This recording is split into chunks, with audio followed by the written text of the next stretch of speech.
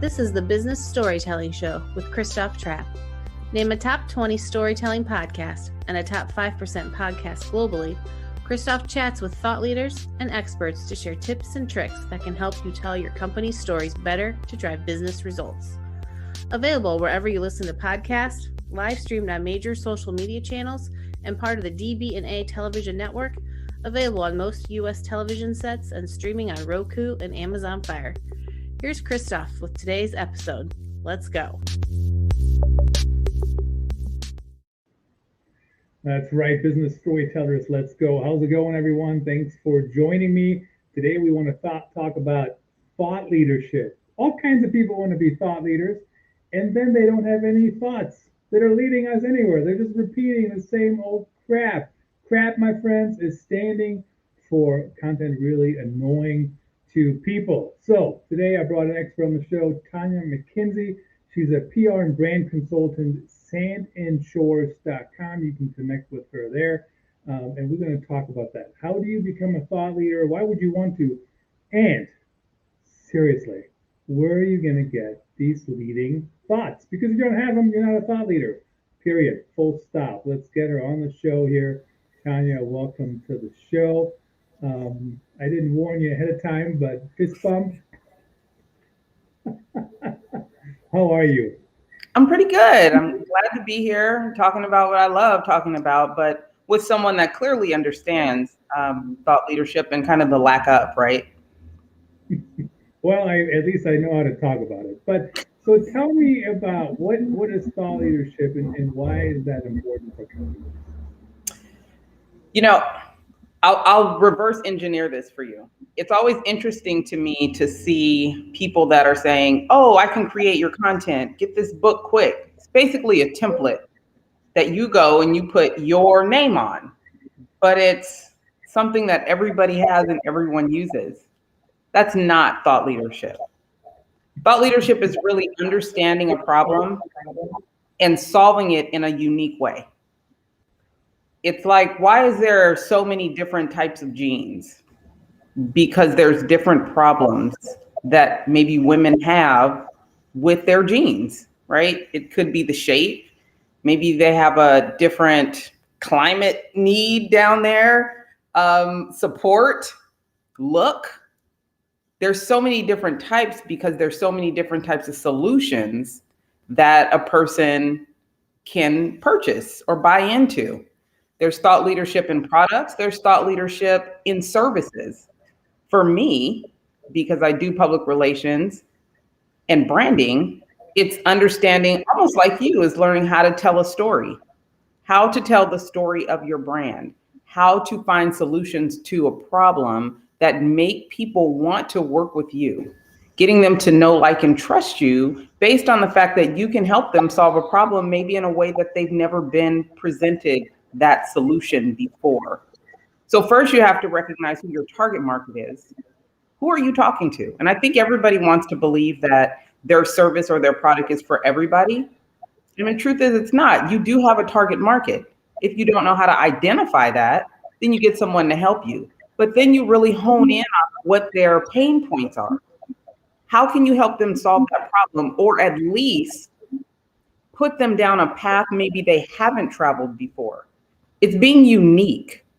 It's finding a way to do things that others have yet to find and present to that target audience. Yeah, very interesting. So, and I never thought about thought leadership in jeans, and that reminds me, I used to wear jeans all the time, and now I'm more of a, leggings, sweatpants kind of guy. I had to look down for a second because I'm here. I'm sitting right here. Now, thought leadership, though, what is the importance? What's the right mix? So let's put it this way. I mean, it's a little bit personality, right? So like nobody's going to listen to this show if they can't stand my sassiness or stupid jokes or whatever out of the gate, right? So you have to have some of that, but then you also have to have the sizzle and the steak, so to speak, just to keep piling on the cliches here. How important is that to be likable, and then what's the right mix, or does it matter? When people talk about being authentic to their brand, it also means being authentic to yourself. Like, you cannot portray kind of a staunch business prototype when really you appeal to a different audience. You have to be true to yourself. You can't act one way and then your brand actually tailors solutions to a whole different group. For instance, my husband and I were looking for an accountant. And, we interview them because it's very important that they have all qualities and that we can work with them. People forget, and you are not for everybody. You don't have to pretend that you are for everybody. Be who you are, because your personal brand, your business brand, not only attracts people to you, but it also tells people who they don't want to work with, right? So these accountants were very staunch. Some of them were very staunch, and, they knew their numbers, and they just presented the black and white. Well, we know we like working with someone that can deal with us. We're aggressive, we're attention deficit, can't pay attention to nothing for a long period of time, and need someone to make it make sense. So we find this guy, and he's great. He was a little boring, but we went with him anyways. We get to his office, and he's freaking hilarious. Like, we had a good time working with him, but we almost didn't work with him because he was presenting himself in a certain way to attract more clients. But he almost didn't get these clients, but we needed someone with his level of knowledge and his ability to be strategic with his numbers. All that being said, yes, personality matters, and being authentic matters. If you have personality, show it, because there are people that want to work with someone in your field that has character, that might have just a little quirkiness to them. You don't know that. And trying to be something that you're not could actually detract from the business that you're trying to get, rather than bringing you the clients that you'd be best suited to work with. People are bridging gaps between business and personal a lot, especially now. I think with COVID in particular, we found that the people that we work with and spend time with has to bring quality to our life. What better way to show that you are someone great to work with when your personalities mesh also? It really makes sense. And being comfortable in your own skin, who you are, instead of, eventually the facade goes away. People can eventually see through that. You can't keep pretending for so long. But building brand loyalty requires for someone to know, like, and trust you. Part of that trust is being authentic to yourself, to your personality, who you are, and your knowledge base. Yeah, and sometimes people say, well, this is your work self and this is your home self, and they're pretty. I mean, you can't check everything at the door, anyways. I mean, I never believed that for a second. But I think also today people expect authenticity more, and also just not so I don't know, so stern or just so formal. I'll give you an example. I had a meeting the other day, and right over here, my 7-year-old walked in and just stood off the screen, and then she scooched in, and the other person just said, "Hey, you got a visitor." And I'm like, "Oh, 1 second. Oh, don't worry about it. It's just, we're people. Get over it. Get over being so formal, right? Just like your kid wants to talk to you for a second, say, 'Excuse me, one moment.' Of course, it's nothing important, but she's not going to move, right? She's not going to move until I address whatever I need to address. So, but how do we tie? So being authentic is one thing, but coming up with things that are worth sharing. And here's the thing: I do this every day, all day long, trying to get good content out of leaders, and turning it into podcasts, and writing it up and whatever. And it works because I work with them, right? Like, I get it out of them and I ask the questions. Former journalist here. But I see a lot of companies, the content they create is just crap. It's not thought leading. It's not anything. It's not even good. It's not even neutral. It's crap. How do we get companies to do thought leadership content And I mean, how do we even get there? How do we get them to do it? Stop using templates, first of all. Okay, stop using templates. What's Tap a template? in. What do you mean by a template? Templates, either people can go get a white paper and download it and just enter their name. Go to Canva and just use their template and put your name and logo, but haven't changed anything that has anything to do with your business or who you are. Posting things, but not really giving any action items or an opportunity to be interactive with you. You need some call and response. You need to tell people who you are and get response back from your audience. And if they're not responding, then you're not putting out the right content. Because the point is to social media. People forget it's supposed to be social. So businesses get on social media using it as media, forgetting that it's supposed to be social. They're there because they want to get to know you. I cannot emphasize enough, know, like, and trust. So what are you putting out besides an image or selling something, selling your service, without actually getting people to know you and know your business, the history of your business, how you got here, what were some of your struggles, how can they relate to some of the struggles that you've had as a business or a business owner? And I think people get afraid to delve into those circumstances and conversations because they might feel it shows weakness or like we're not amazing. But they forget that those are the things that real business people are familiar with. That's what resonates with them. That's what triggers them to think, oh, we do have something alike. Oh, this might be for me. So putting out more information that draws more triggers and reaction to triggers from your target audience is important. And like you said, many of them are not doing that because they're templating things. Someone is telling them this is what you need to do, so go out and do it without any thought put into it, without understanding what your outcome, your intended outcome is. What would you like to get out of this? And really thinking about that before you put something out and simply templating it because someone told you this is what you should be doing could be a bigger problem than they even recognize. You're wasting time, you're wasting content, you're not interacting with your target market, and it's not bringing you any new business. We're supposed to be building raving fans here, not simply followers on LinkedIn, followers on Instagram. It's not like Taylor Swift is just singing somebody else's song. She's writing her own songs and then she performs her own songs, right? I mean, it's the same thing. She's just not downloading a template, so to speak. Now, the one thing on templates, I want to mention this quickly. I'm a big fan of Canva. I use Canva. In fact, the opening music, I'm pretty sure, is something I got out of Anchor. And then my wife did the voiceover, right? So, and then the thing you see behind us, that is technically a Canva template.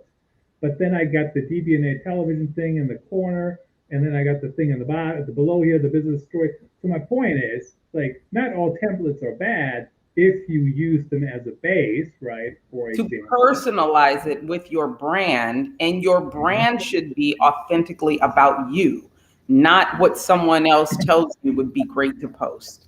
It really has to speak to who you are. So whether that's funny or stiff or quirky, contemporary, whatever that is, be authentically you in taking a template and saying, I'm going to let people know who I am through this. Not simply just taking a template and putting your name and a logo and using someone else's words. Use your words. Words matter. and I do have to give a quick shout out. How do you figure out who the deck you are? And check out this. It's a game actually. Flywheel. They created this, has cards, and you can go through all the different words that you think should describe you. And so the link is not even in any show notes today because I didn't know we were going to go here. So check this out. Who the Deck Are You? It's on authenticstorytelling.net/live. So I know we're about halfway through here, and we talked about thought leadership, but we also want to talk about PR. Now, PR is always interesting to me because, first of all, I've worked as a journalist for about half of my career. A lot of the things I still do today are very journalistically leaning, even though I do them on the company side, and I also do some PR. But tell me about how does thought leadership and PR, how does that fit together? Why is that even a topic that should be discussed at the same time? You know, I live in Southern California, and everyone thinks they are newsworthy, that what they're doing is newsworthy. Everyone, no matter what it is they're doing. Oh, I was in this commercial. Oh, well, I'm in Southern California. Everybody's been in a commercial. Oh, I did this movie. Okay, but what else are you doing to improve the quality of life for other people? What are you doing that's unique from someone else? Okay, you're in this movie, but what are you doing with your proceeds? Maybe there's something unique or newsworthy about what you're doing, a problem that you're solving. So now we're back to thought leadership. You have to find a way for your story to stand out. You have to find a way for journalists and writers to feel like what you're doing is newsworthy, it's unique, it's out of the ordinary. Thought leadership is, again, thinking about problems, maybe problems in this world, social problems, maybe it's problems in your industry, pain points that professionals might go through or moms might go through, picking a culture, a demographic, and how you're helping to solve that problem, how you're finding ways to alleviate that pain point or solve that pain point or soothe that pain point differently than someone else. What are you doing? How did you get there? What were you thinking about to get to this point where you're doing something different than others in your field, in your area? And when you are surrounded by people that all feel like they're amazing, it's very humbling to then bring forth to them 5 or 10 other people that are doing the same thing that they're doing. But many times I find myself having to do that to let them know you have to think deeper. You have to go deeper. You have to go deeper into the why. This is what I ask people. Who are you and why should I care? If you can answer that question, you're on your way to deeper levels of thought leadership. Many people can't even answer that. Who are you? Why should I care? Help me understand that. So I know it's a rhetorical question right now, but that's not just a Southern California thing. I mean, I think that's everywhere. I mean, you know what I mean? Like in Iowa, they don't say I'm in a movie, but it's something, right? We're the only company in the whole wide world who does whatever. And I mean, I think there's different versions of that everywhere, right? Everybody thinks what they're doing is newsworthy. So the other thing I just thought about as I was listening to you, when it comes to thought leadership, so if I write a lot, I blog a lot, I got a few books, we got the podcast. The other thing, depending on the medium, of course, but you can make it a lot easier on journalists when you do that because a journalist could quote me without ever talking to me, right? Absolutely. Right? They can just grab the quote out of my blog post. I mean, that's earned media, right? Absolutely. And it's happened before. That's why when we do take the time to write a blog or contribute to an article, you want to make sure that it's one, you're not plagiarizing. It didn't come from some template or some white paper that someone else wrote and you downloaded and put it on your website. But even if it is an original thought from someone else, how you interpret that could be thought leadership. But simply putting out templated words is not thought leadership. And we have to get out of thinking that the way everyone else does it is the way we go. Be unique, be original, give it some more thought, dig deeper, have conversations with other people about something before you comment on it. But that also requires that we are active listeners. Sometimes we listen to respond to things and we don't listen to hear. But if we're really hearing what others are saying about a subject and learning to interpret it differently than we always have before, we will have original thoughts and original ideas and original ways to approach a situation. We just can't continue to stick to our guns. It happens a lot in politics, right? They just say the same thing over and over, and we're supposed to just take that and run. And I'm quick to ask follow-up questions. Well, what does that mean? What does that look like? Explain that to me. How does that feel to you? And then when we're writing, especially when we're writing, so I'm writing the pitches for the journalists, I can hear other things and go deeper with my clients to get them to process things in more of a, I would say, less of a substantial way. I need more. And that's where we go wrong. We get so used to just, quick bait, click terms, instead of what does that mean? And what does that mean to you? And especially if you're trying to bring in new business, why should they see you as a better solution? Yeah. You know, what's interesting is I think everything in life comes back to what's your goal, right? So when you have a conversation, and guys, I know I've told you before, a live stream is just like a conversation. I'm sticking with that opinion. It truly, honestly is. Now, since we are now on DBNA television and we only have 27 minutes, it's still a conversation, but it has changed a little bit. I'm going to get to my point here. The way it has changed is, since we have a limited amount of time, I have to structure the show, right? We have to get to I know where I want to get to. I want to know what we want to cover in that time. So I'm listening, yes, like a conversation, but I'm not listening to talk. I'm listening to, how do I get to the next point and where we want to get within the 27 minutes to tell that story? So at 26 minutes, we don't go, oh, we forgot 8 things we wanted to talk about. So my point is, same thing. When you have a conversation, don't make your goal to speak. Make your goal to pay attention to what they're saying. Now, the media has been under attack, I think, the last decade or 5 years or whatever it's been. And I mean, there's even in politics, there's people who don't even go talk to the media anymore. They don't go to editorial boards, which is crazy in my opinion. But anyway, why does it still matter? And I think it does. So if anybody asks me that I hate the media, I don't. But why does it still matter to be in the media? Why does it still matter to work with journalists? There's still a level of there's still a level of integrity in being in the media. There's still someone saying what they're saying is newsworthy. There's still someone saying that what you have to say has a level of thought leadership. Now, what we continue to lose track of is the fact that as consumers, we still have to do our homework. We have gotten to a place now where we look to the media to give us all of our information and verify everything. But I don't think that ever should have been the case.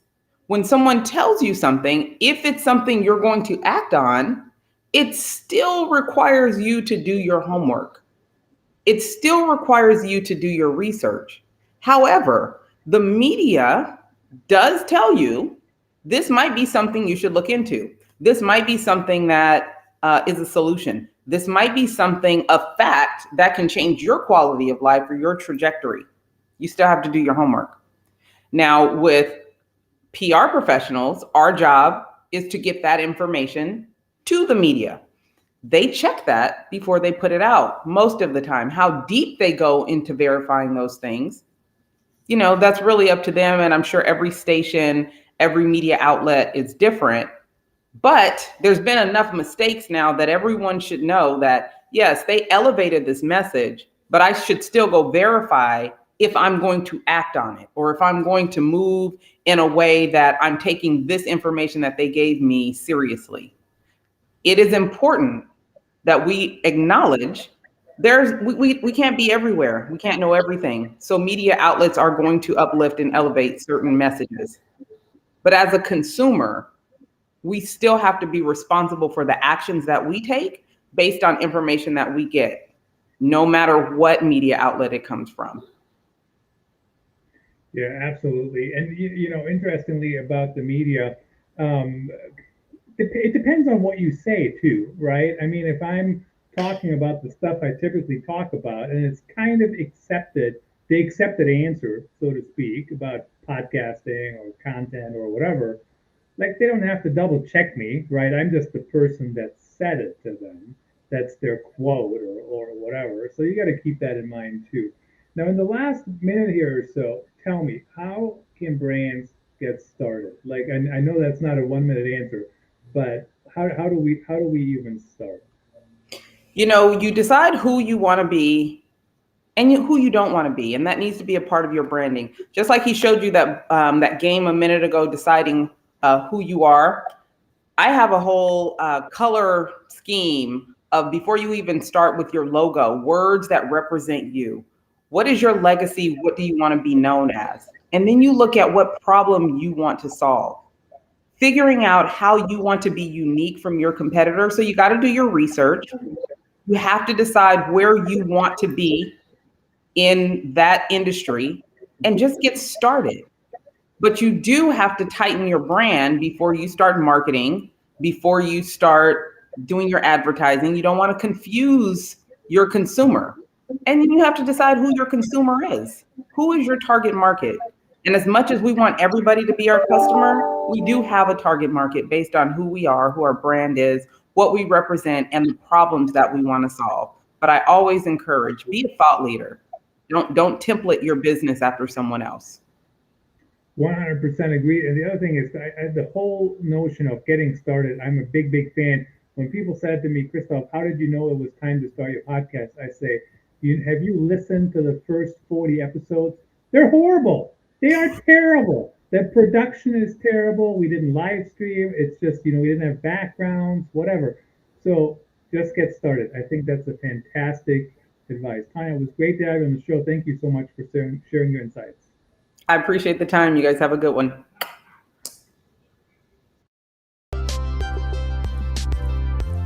That's a wrap. Thanks for tuning in. Please rate and review our show on your favorite podcast channels. And don't forget to share this episode with your networks. We appreciate you. Until next time.